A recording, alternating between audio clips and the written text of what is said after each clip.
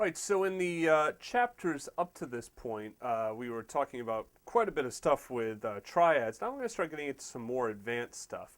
The first thing is diminished passing chords. Now, you know how I was telling you before about your diatonic seventh chords? All right. Remember, I'm just moving my hands just so you can see what I'm playing here. All right. Now, there are a few common passing diminished chords, right?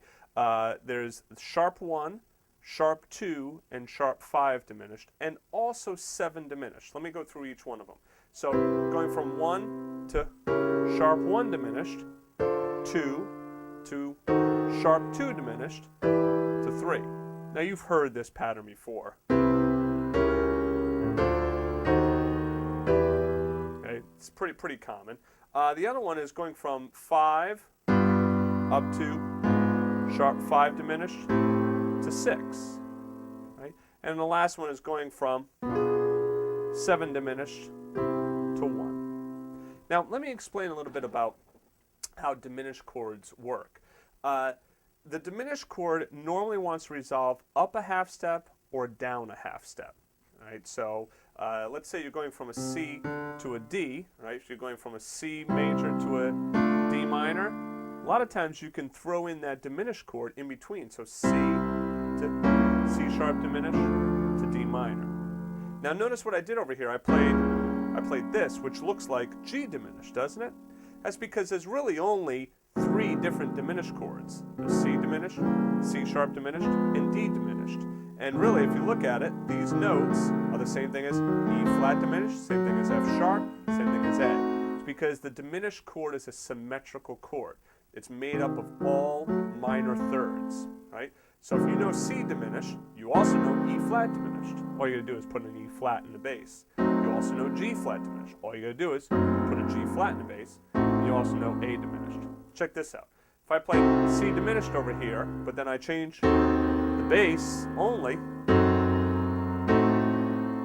it's going to sound like those 4 different diminished chords. All right, so let's say we're starting on a C6, okay, because the major 7 sometimes sounds a little bit harsh, so I change it to a 6th, all right? And then I go to C sharp diminished, then I can go to D minor. Left hand, I'm just playing very simple octaves for right now. I could also do 6ths or the 7th. Okay? We can get into that stuff in more advanced voicing techniques. For right now, let's just focus on that diminished chord. So that's the diminished chord resolving up. We can also go down with the diminished chord. Let's say we're on A minor, 6 minor, and we got to go down to the 5 chord. We can go to that flat 6 diminished, right, which is A flat diminished. Now why did I say G sharp diminished when I was going up, and now I'm saying A flat diminished? That's because if you're going up, I like to say sharps, because sharps want to raise you up, right? Sharps raise notes. Whereas if you're going down, it's better to say flat, because flats are going down. So A minor, okay?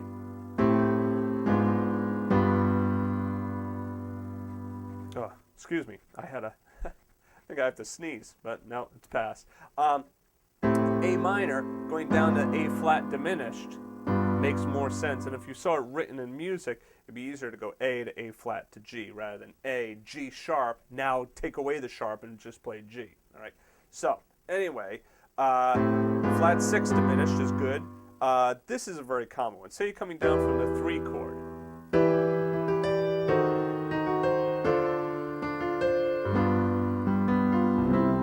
So here what I'm doing is 3 minor 7 to flat 3 diminished, then to my 2 chord, and I can go 5, 1. Right? Now this is getting into some jazzy kind of chord progressions, especially if I start doing some stuff with like ninths. Right? Then it really starts to sound jazzy. But you know, you don't have to play it. It doesn't have to be jazz. You can just play it in triads.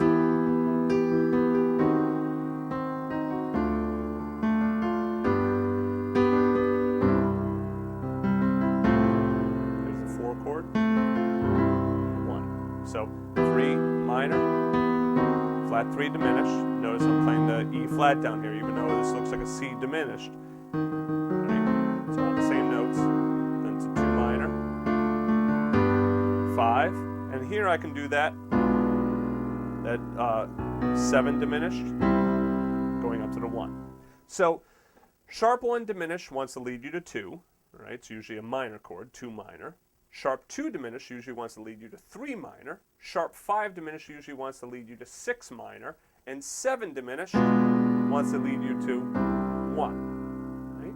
Right? Now, you don't always have to go to a minor chord. It could be going to a dominant chord or so on and so forth. I'm just saying the typical, if we're talking diatonic, that would be the typical. And then vice versa. Flat 6 diminished takes you down to 5. Flat 3 diminished takes you down to 2. And then flat 2 diminished would take you down to 1. Notice 7 diminished doesn't take you down to 7, right? So 7 diminished, really the only function of 7 diminished is to rise up to the 1 chord, right? For the most part, that's usually the only time that you're going to use that, right? So you can have a lot of fun with those diminished chords. I'm going to show you a little bit later in this DVD on how you can kind of get that faux diminished approach feel by just using triads, right? Because sometimes the diminished sounds a little too, well, it sounds a little too jazzy or a little too harsh on the ears, right? Because a diminished sound is kind of an abrupt sound. One little trick I'll just share with you, if you want that soap opera sound, all you're doing is just going right up in diminished chords like that.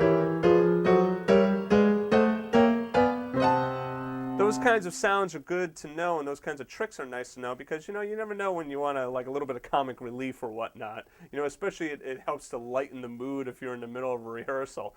You know, the director's going to say, now next week, and you go, you know. Anyway, you can have some fun with that. So I'll see you in the next chapter.